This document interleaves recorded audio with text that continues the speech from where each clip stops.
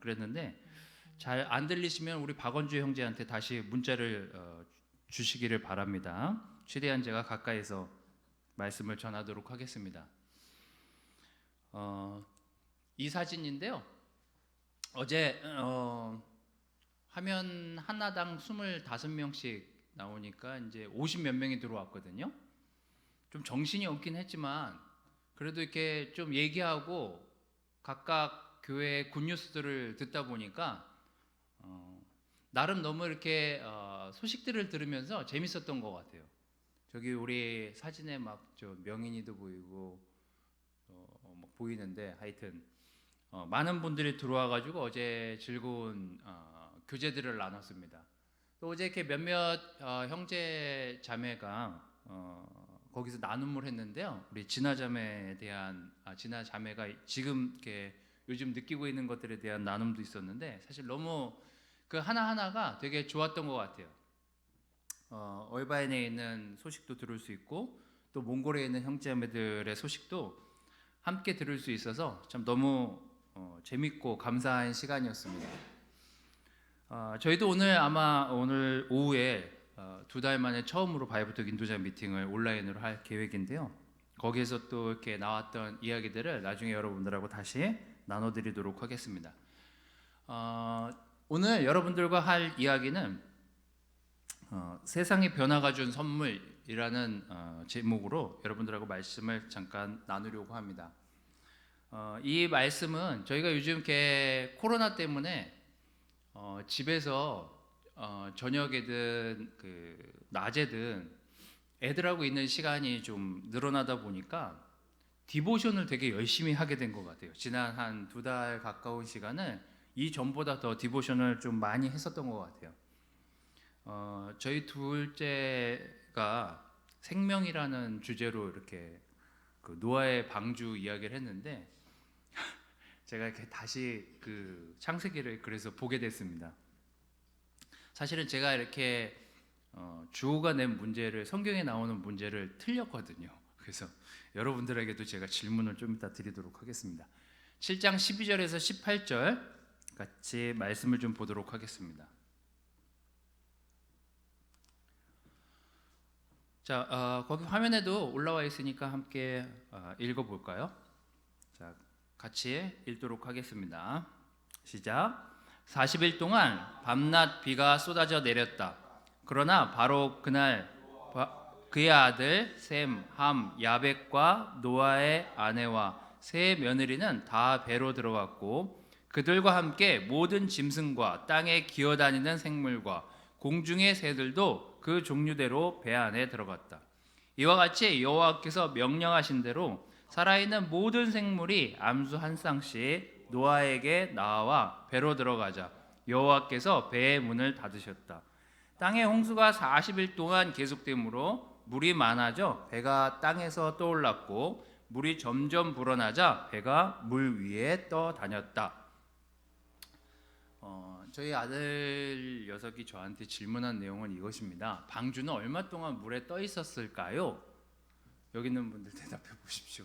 그 밑에 있는 거 계산하지 마시고요.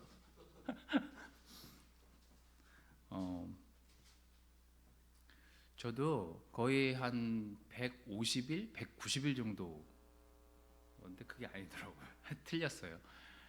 거의 1년 가까운 시간을 이 배가 떠돌아 다녔더라고요. 이 기간을 이렇게 6장, 7장, 8장 초에까지 이렇게 보니까 기간은 비가 40일을 밤낮으로 내리고 그 다음에 150일을 떠돌아 다니고 그 다음에 이제 우리 뭐 그 까마귀 비둘 뭐 이런 거 내보내잖아요. 새를 내보내고 그런 날짜들을 쭉쭉쭉쭉 합치니까 360일이 넘더라고요. 그래서 보니까 365일, 어떤 학자들은 375일 뭐 이렇게 기록한 계산을 해봤더니 거의 한 1년 가까이를 그 배가 떠돌아 다녔습니다. 저희 애가 한 얘기는 되게 단순한 얘기예요. 얼마나 배에서 갑갑했을까. 저는 한 번도 생각해 보지 않은 본인이 갑갑한 거죠. 지금 한 2달 가까운 시간을 요 가까운 근거리만 다니거나 아니면 학교 친구들도 못 만난 상태에서 계속 집에서 이 반복되는 생활을 하다 보니까 이제 처음으로 학생의 입에서 이제 그만 학교를 가고 싶다 이런 얘기를 들을 정도의 시간이 지금 돼버렸습니다. 여러분은 어떠신가요? 이거 어디서 카톡이 나오죠? 여러분은 어떠십니까? 노아의 방주의 이야기를 통해서 오늘 여러분들하고 몇 가지 이야기들을 풀어나가려고 합니다. 같이 오늘 할 이야기들을 좀 보도록 하겠습니다. 오늘 중심적으로 우리가 할 얘기는요, 제가 요즘 참 많이 이 코로나 때문에 느끼고 배우는 것들이 참 많습니다. 뉴스도 뉴스지만 나오는 소식들 하나하나가 뭐 B씨, A씨로 나뉜다면서요. 비포 코로나, 애프터 코로나 이렇게 세대가 세상이 바뀔 거다라고 얘기를 하더라고요. 제가 요즘 뉴스나 이런 매체나 또 이런 코로나에 관련된 그 글들을 읽으면서 저희가 믿고 있는 이전에 우리가 2달 전에 우리가 이렇게 정상적으로 예배를 드렸던 그때와 우리가 이 코로나가 끝나고 점점 회복이 돼서 함께 모여서 예배 드렸을 때 우리가 여기서 모여서 기쁨의 예배를 드리겠지만 우리가 근본적으로 변하지 않는 또 근본적으로 우리가 감사해야 될 몇 가지 것들을 좀 나누고 그런 것들을 생각해 보는 것이 좋겠다는 생각이 들었습니다. 그래서 제가 여러분하고 이 3가지를 나누려고 합니다. 건강한 두려움을 갖고 사는 세상이 얼마나 안정감 있는 세상인지, 또 겸손은 어떤 세상에서든지 통한다는 걸 제가 요즘 참 많이 느끼고 배우는 것 같아요. 그리고 많은 변화가 있다 하더라도 그 변화 가운데서 우리가 하나님의 말씀이나 하나님이 주시는 그런 메시지들을 제대로 찾으면서 갈 수만 있다면, 그게 오늘 여러분들하고 할 3가지의 주요한 내용들입니다. 6장 11절 13절에는요 이렇게 기록하고 있습니다. 이 당시에 세상 사람들은 하나님이 보시기에 아주 악하고 부패하여서 세상은 온통 죄로 가득 차 있었다. 그들의 죄가 땅에 가득함으로 내가 그들을 땅과 함께 멸망시킬 것이다. 공교롭게도 이런 바이러스가 창궐하는 세상에서도 뉴스에서는 죄를 짓고 또 문제를 일으켜서 계속해서 며칠 동안 또 몇 주간을 뉴스에 나오는 사람들이 있어요. 참 입에 담기도 어려운 죄를 짓고 뉴스화돼서 그 내용들을 보면서 이게 정말 겁이 없구나 사람들이. 이게 정말 이렇게 뭐가 무서운 건지 모르는구나. 이러고선 사는 학생들도 많구나. 이렇게 생각이 들면서 우리가 얼마나 건강한 두려움을 소유하는 것이 중요한 것인지를 새삼 요즘 다시 경험하고 있는 시기이기도 합니다. 저희가 2월 마지막 주에 목사들이 모여서 또 몇몇 목사님들하고 시간을 보내면서 예배를 드려야 돼 말아야 돼 라는 이야기를 주고받으면서 이게 급박하게 돌아가고 있다라는 생각을 하게 됐습니다. 저희가 이제 예배를 인터넷으로 예배를 드리기로 결정한 그 다음 주쯤에 이런 선언이 나왔었죠. 이래서 이렇게 우리가 새로운 것들을 알게 되는 것 같아요. 세계보건기구에서 팬데믹 선언을 하게 됩니다. 저는 팬데믹이 뭔지도 몰랐어요. 자, 그런데 이 팬데믹 선언을 하는 것이 그 세계 국가보건기구의 그 경고 6단계가 있는데 최고 단계래요. 이게 전염병 경고 단계 중에서 위험 등급이 있는데 그 중에 최고 등급을 선언하는 것이 팬데믹 선언이라고 합니다. 전염병이 전 세계적으로 확산 조짐을 보여서 이제 전 세계가 대응해야 되는 단계를 말할 때 이 팬데믹 선언을 한다라고 합니다. 그리스어로 사람들, 그 사람과 사람들 이런 그 합성어를 통해서 그 팬데믹 선언이라는 단어가 생겨났다고 하는데요. 제가 지난주에 더 재밌는 사실 뉴스를 봤습니다. 팬데믹보다 무서운 게 그 인포데믹이라는 단어가 있대요. 이 단어는 뭐냐면 뭐 쉽게 말하면 저 밑에 제가 쉽게 써놨는데 쉽게 말하면 양치기 소년이에요. 가짜 뉴스를 퍼뜨리고 그 가짜 뉴스를 믿는 사람들이 늘어나고 있는 것이 더 큰 문제다라는 뉴스들을 보게 됐습니다. 그래서 그것을 팬데믹에 일컬어서 인포데믹이라는 단어로 쓴대요. 어떤 상황에 대해서 부정확하고 불분명한 뉴스를 온라인상으로 또 주변에 있는 사람들에게 퍼뜨려서 사람들을 훨씬 더 그 병에 대응하기 힘들게 공포에 빠뜨리고 혼란을 가중시키는 현상을 인포데믹이라고 한답니다. 자, 이 노아의 시대는 어땠을까? 하나님이 왜 노아를 세우시고 이 당시에 있는 사람들을 멸절하려고 하셨을까에 대한 내용은 이렇게 창세기에 기록되어 있습니다. 여호와께서 사람의 죄악이 땅에 가득한 것과 그 마음의 생각이 항상 악한 것을 보셨대요. 마음이 어떤 때 의롭고 어떤 때 악을 행하고 이런 것이 아니라 항상 악한 것들이 보여지기 시작했을 때 하나님이 그들을 멸해야 되겠다라고 결정하시게 됩니다. 그런데 그때 그렇게 죄악이 땅에 가득하고 마음에 항상 그 생각 속에 늘 있는 악한 것들이 있는 그 사람들 가운데서 의롭고 흠이 없는 사람이 있었는데 그 사람이 노아였어요. 그리고 그 성경 표현에 의하면 그는 하나님의 뜻대로 사는 자였다라고 기록하고 있습니다. 제가 요즘 이렇게 뉴스들을 다시 접하면서 든 생각들이에요. 막 어떤 때는 되게 웃긴 뉴스들이었어요. 뭐 거기에서는 안 웃겼을 수 있었지만 저는 그 뉴스를 들으면서 이렇게 좀 웃었습니다. 아까 그 인포데믹이라는 그 가짜 뉴스에 사람들이 속아서 영국도 지금 문제가 심하잖아요. 영국에서 이 코로나 바이러스가 5G 안테나를 새로 세운 데를 통해서 그 전파로 이 전이가 된다라는 가짜 뉴스가 퍼지면서 그 마을 사람들이 그 5G 안테나를 모여가서 불을 지르고 그게 불에 타서 넘어지는 그 영상이 한번 나온 적이 있어요. 뉴스 보다가. 정말 저희가 들으면 되게 웃긴 일이잖아요. 바이러스랑 전파랑 무슨 상관이 있지?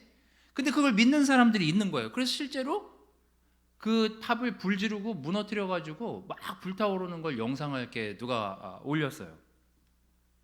근데 우리도 생각해 보면 굉장히 웃긴 시절들을 지나온 세대입니다. 우리도 뭐 어렸을 때 뭐 웃긴 치료 많이 하지 않았습니까? 나는 이렇게 해서 낫나? 막 이런 치료들을 가끔 이렇게 받은 적이 있는데 그때는 이제 병원 가기가 막 어렸을 때는 이렇게 병원이 좀 멀고 했었으니까 결국 믿음도 저는 마찬가지라는 생각이 드는 거죠. 노아는 그 당시에 그렇게 창궐한 죄 가운데 의롭게 산 사람이었기 때문에 하나님의 말씀에 귀를 기울이고 하나님이 하시는 얘기를 올바로 들을 수 있는 상태에 있었는지 모르겠지만 그 당시에 다른 사람들은 계속해서 똑같은 그런 생활 방식에 놓여 있으면서 악한 거라고 생각하지 못하고 살았었던 사람들이 창궐했던 시대에 노아가 있었던 거예요. 저는 잘못된 두려움도 결국은 잘못된 믿음을 만든다라는 생각이 들었습니다. 우리의 삶을 얼마나 불안하게 만드는 많은 뉴스들이 세상에 나오고 있습니까? 잘못된 지식과 정보로 혼란을 가중시키는 일들이 얼마나 많습니까? 그래서 판단을 흐리게 돼서 잘못된 선택을 하게 만드는 거죠. 그래서 우리도 막 어떤 우상을 만들고 사재기를 하고 무언가를 다른 방법들을 자꾸 찾아내게 되는 또 다른 두려움에 휩싸이다 보니까 온전히 하나님의 말씀을, 하나님에 대한 두려움을 잊고 사는 시간들이 생겨나기 시작하면서 잘못된 선택들, 판단을 흐리게 하는 선택들을 하게 되는 거죠. 노아는 이 당시에 하나님이 배를 지으라는 명령을 받게 되죠. 하지만 사람들이 그 배를 짓는 모습들을 보면서 무슨 생각을 했을까?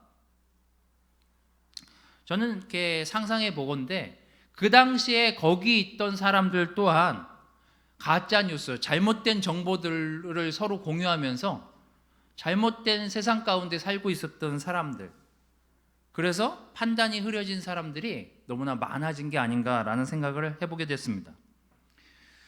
우리에게 하나님이 있고 하나님을 믿는다는 건 그분 때문에 통제되고, 그분 때문에, 하나님의 말씀 때문에 우리의 삶을 조명해 보게 되고, 우리가 건강한 두려움을 갖고 사는 세상에서 살고 있기 때문에, 그래서 훨씬 더 안정감 있는 생각을 하게 되는 경우들이, 저는 최근에 아이들하고 또 몇몇 형제들하고 시간을 보낼 때마다 느끼게 되는 시간들인 것 같아요. 야, 하나님이 있다는 거, 우리가 하나님을 믿는다는 건 정말 안정감 있는 거였구나 라는 것들이 새삼 요즘 드는 생각들입니다. 여러분은 어떻습니까? 여러분에게 건강한 두려움이 있다면 이런 세상에 나오는 뉴스들이나 잘못된 지식이나 정보로 혼란이 가중되는 일은 없지 않겠습니까? 저는 여러분들이 건강한 두려움을 갖고 사는 그런 삶이 되시기를 바랍니다. 두 번째는 이거예요. 겸손은 어떤 세상에서나 통한다는 것을 제가 최근에 또 그 뉴스들을 보면서 참 새삼 느끼게 되는 포인트라는 생각이 들었습니다. 창세기 6장 22절에는 참 얼토당토한 이만한 배를 지어라, 길이는 이렇고 높이는 이렇고 크기는 이렇게 배를 지어라 라고, 사실 나라면 그거를 하나님 말씀을 듣고 그 사이즈대로 그걸 할 수 있을까? 그 길이를 가늠하면서 하나님한테 반문하지 않았을까? 저는 좀 그런 생각이었는데, 노아는 하나님이 그렇게 디테일하게 그 배의 길이와 이런 것들을 막 얘기하셨을 때 노아의 반응은 이렇습니다. 그래서 노아는 하나님이 자기에게 명령하신 대로 다 하였다 라는 기록이 6장 22절에 나옵니다. 제가 또 요즘 많이 느끼는 것 중에 하나예요. 저는 그 지난 2달의 시간을 지나오면서 뭐 세계 강대국, G7, 뭐 G10, 야 그게 무슨 소용이 있을까? 이 사람들이 얘기하는 선진국이라는 의미가 뭔가에 대한 생각들을 많이 해보게 됐어요. 아니 어떻게 저렇게 대응할 수가 있지? 라는 생각들을 참 많이 하게 됐습니다. 우리가 아는 국가들이요. 지금 이탈리아는 지금 제가 뭐 뉴스를 최근에 이제 뭐 자세하게 안 봐서 모르겠습니다. 제가 2만 명 가까이 죽는 것까지는 사망자 확인했는데 지금은 얼마인지 모르겠어요. 미국은 요즘 한참 이슈가 되고 있기 때문에 제가 제호 장로님하고 통화하면서 가끔 그 미국 소식을 좀 듣게 됐습니다. 몇몇 좀 유명한 의사들은 20만도 가능하다, 이 상태로 가다가는 죽는 사람이 20만도 가능. 지금 60몇만이 지금 코로나에 지금 감염됐다고 하는데, 지금 이제 뭐 대통령은 6만 정도 선에서 끝나지 않을까 뭐 이런 얘기를 하는데, 지금 4만 얼마까지 내가 본 것 같은데 지금 계속 늘어나고 있다고 제가 들었습니다. 생각을 해보세요. 60만 명, 10만 명에 10,000명이 죽어도 10%인데 6만 명이면 상당한 수인데, 6만 명조차도. 근데 이 숫자가 계속 늘어나서 15만 명 가까운 사람들이 죽는다? 참 사실 엄청난 피해거든요, 이 피해는. 근데 그들이 이렇게 대응했던 그 방식이나 방법들을 보면 우린 괜찮아로부터 시작해서 문제가 된 나라들이 대부분입니다. 정보를 공유하지 않거나, 또 우린 괜찮다라고 생각하거나, 우린 이렇게 하겠다라고 고집을 피웠거나, 먼저 선례가 있고 많은 정보들이 이 아시아권에서 쌓였음에도 불구하고 그 뉴스들을 제대로 자기네 나라에서 받아들이고 그것들을 시행하지 않은 결과가 지금 다른 선진국이라고 하는 국가들에게서 일어나는 현상들이고, 거의 패닉 상태가 된 상황에 도래하게 됐습니다. 이런 일들이 왜 일어나게 됐을까를 한번 생각해 보십시오. 노아가 배를 짓고 있을 때 사람들이 와서 많은 얘기들을 하지 않았겠냐고요. 뭐 이웃에 뭐 이 사람하고 친했던 사람들이 와서 별별 얘기를 다 하면서 도대체 뭘 하고 있는 건지, 밥 굶어 죽으려고 뭘 하고 있는 건지, 도대체 무슨 생각으로 이러고 있는 건지를 끊임없이 물어보고 끊임없이 그를 와서 괴롭히고 했을 텐데, 그는 하나님이 자기에게 명령하신 그 일을 이루기 위해서 끝까지 그 일을 지속하고 있는 모습을 성경은 기록하고 있어요. 저는 어떤 나라든지 겸손은 많은 피해를 줄일 수 있구나라는 생각을 좀 해보게 되었습니다.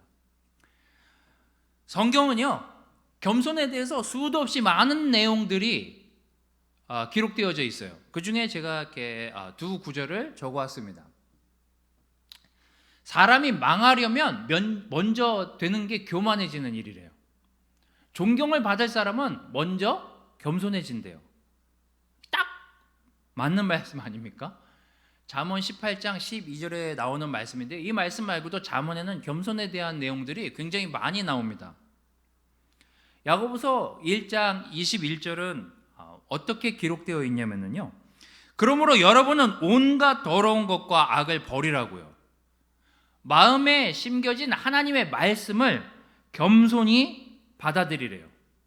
그 말씀에는 여러분의 영혼을 구원할 수 있는 능력이 있습니다. 저는 사실 최근 이 2달 동안 이 코로나에 대응하는 우리 전국적인 그런 시민들, 또 의사들, 간호사들, 그들의 노력, 활동, 그들이 이렇게 대응하는 태도나 그들이 반응하는 모습들을 보면서 사실 굉장히 많은 격려를 받은 것 같아요. 헌신하면서도 그 감사를 환자들에게 돌리고, 또 환자들은 의사들과 간호사들에게 그 감사를 돌리고, 또 누군가 이런 일들에 벌어졌을 때 그곳을 위해서 기도하고 애쓰고 에너지를 쏟는, 서로가 협력하는 그런 일들을 보면서 참 서로가 조금만 낮추고 상대방을 높여주면 많은 변화들을 쉽게 만들어낼 수 있구나라는 그런 경험들을 저희는 지난 2달 동안, 저는 그런 뉴스들이나 주변에 있는 일들을 보면서 참 많이 배우고 느끼게 되었던 시간이었습니다. 어쩌면 여러분, 겸손은 믿는 사람뿐만 아니라 믿지 않는 사람이든 그 어떤 세계에서든 겸손은 통할 수밖에 없는 단어구나라는 생각이 들었습니다. 그래서 말씀이 왜 우리에게 겸손을 강조하는지를 더욱더 느낄 수 있는 시간이었습니다. 여러분, 다시 한번 여러분 자신이 하나님 앞에서, 다른 사람 앞에서 믿음으로 우리가 하나님 앞에 겸손히 나아가고 있는 사람인지를 체크해 보시기를 바라겠습니다. 마지막은 이거예요. 변화 가운데서도 하나님을 꾸준히 볼 수 있다면. 창세기 7장 1절은 이렇게 시작합니다. 너는 모든 가족과 함께 배로 들어가거라. 이 세대에서 내가 의로운 자임을 내가 보았다고요. 그는 긴 시간 배 안에 가족들하고 시간을 보내긴 했지만 결국 그들은 많은 생명을, 또 많은 동물들을 구원해내는 기록적인 가족들로 기록되어 있습니다. 우리가 어떤 악한 상황에서든지, 우리가 어떤 열악하고 좋지 않은 환경에서든지, 또 우리의 믿음이 쉽게 흔들릴 수 있는 어떤 장면에, 어떤 상황에 놓여 있든지, 그런 변화들 가운데서도 우리의 초점이 하나님께 맞춰져 있고 우리가 그것들을 계속해서 지켜만 나간다면 하나님이 우리를 인도하시지 않겠습니까? 제가 너무 좋아하는 구절이기도 하고 늘 이렇게 어떤 일들이 일어날 때마다 떠올리게 되는 구절입니다. 우리가 보는 눈과 우리가 생각하는 그 생각은 너무나 확연히 하나님이 보는 눈과 생각과는 너무나 차이가 큽니다. 노아가 하나님이 그 배를 지으라고 했을 때 한 번쯤은 생각하지 않았겠냐고요. 왜 이 큰 배가 필요하지? 우리 가족만 살아남으려고 하나님이 우리를 구원하시려고 하면 한 10평 남짓한 정도의 크기의 배만 있으면 될 텐데 왜 이 큰 배가 필요한 거지? 그땐 몰랐어요. 배를 지으라고 명령한 그 순간에는 몰랐어요. 이것이 하나님의 스케일과 우리의 스케일의 차이입니다. 우리의 보는 눈과 하나님의 보는 눈은 절대적으로 확연한 차이가 있는 것 같아요. 이사야서는 이렇게 기록하고 있습니다. 내 생각은 너희 생각과 다르며 내 길은 너희의 길과 달라서 하늘이 땅보다 높은 것 같이 내 길은 너희 길보다 높고 내 생각은 너희 생각보다 높다고요. 많은 사람들이 코로나 이후에 이전과는 확연하게 다른 그런 삶을 살게 될 것이다라고 예언하는 사람들이 지금 되게 많이 있습니다. 전 뭐 아직까지는 모르겠어요. 얼마나 많이 그렇게 확 바뀌게 될런지는. 근데 한 가지 제가 요즘 제일 많이 생각하는 것 중에 하나가 지식에 대한 퀄리티입니다. 지식에 대한 질이요.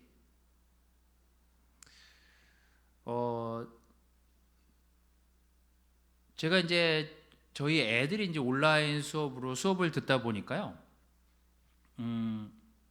애들이 딴짓을 할까봐 제가 옆에 앉아가지고 중2 수업을 좀 듣게 됐습니다.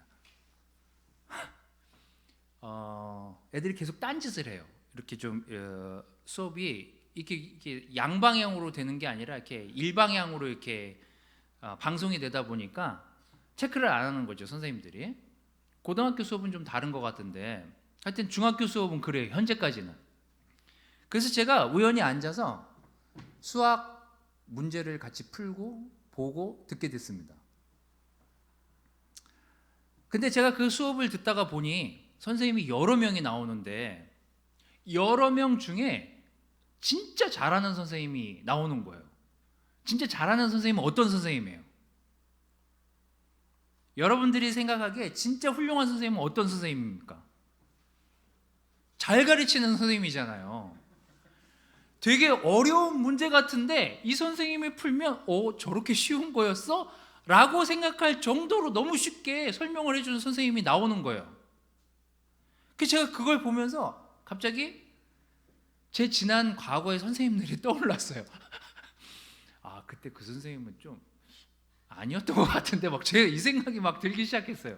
그 수업을 이렇게 듣고 있으면서요. 근데 저희 자녀도 그 얘기를 해요. 아, 진짜 선생님 중에 진짜 못 가르치는 선생님이 있다고. 그래서 이렇게 수면제 선생님들이 있대요. 이렇게 잠이 오게 그냥 딱 들어오면 벌써 그 선생님이 들어오면 자야 되겠다 이렇게 생각하는 선생님들이 있다는 거예요. 저는 배움에 대한 질은 훨씬 더 올라가지 않을까라는 생각이 들었습니다. 왜냐하면 제가 막 찾아봤거든요. 인터넷으로 영상으로 찾아보면은요, 내가 뭘 몰라요. 운동하는 방법을 잘 몰라요. 그럼 엄청난 헬스 트레이너들이 유튜브를 통해서 자, 이렇게만 시작하십시오. 자, 오늘은 요것만 하십시오. 이렇게 하면은 훨씬 더 몸이 너무 많은 내용들이 나오는 거예요. 모든 체육 프로그램이 인터넷에 다 나와요. 그리고 내가 건축을 배우고 싶다. 건축 치잖아요. 건축 관련한 정보들이 막 쏟아져 나와요. 그래서 내가 무언가에 관심을 갖는 그 순간부터 찾기 시작하면은요, 그래도 어느 일정 수준 이상의 지식을 우리는 인터넷으로 습득하는 세상에 살게 된 거예요. 그래서 요즘 저희들이 형제들이 모여갖고 뭐 얘기하다가 야, 내가 봤는데 말이야 막 이랬어. 그럼 바로 진짜? 그리고 막 찾아봐요, 네이버로. 그래서 우리는 이제 같이 모여가지고 거짓말도 못하는 세계에 살고 있는 거예요. 확인 불가한 세대가 아니라 확인 가능한 시간에 우리가 살고 있는 세대가 된 거죠. 우리 애들은 어떻습니까? 아빠가 뭐 얘기하면 에이, 아빠 인터넷에 다 나와 이러고 찾아보잖아요. 결국 우리는 일정 수준 이상의 지식은 소유하게 될 거예요. 하지만 그 지식이 사람을 변화시키지는 못한다는 거예요. 원칙적인 뭐 지식에서 쌓아온 정보는 우리가 습득할 수 있겠지만 뭘 그 이상 얻을 수 있겠냐고요. 저는 달라진 변화, 달라진 세상에서는 우리가 살 수 있겠지만, 사람들에게 있는 지식은 얻을 수 있겠지만, 하나님의 그 높음, 하나님의 깊음, 하나님 우리에게 원하시는 것이 무엇인지, 하나님의 뜻이 무엇인지를 우리가 알 수는 없어요.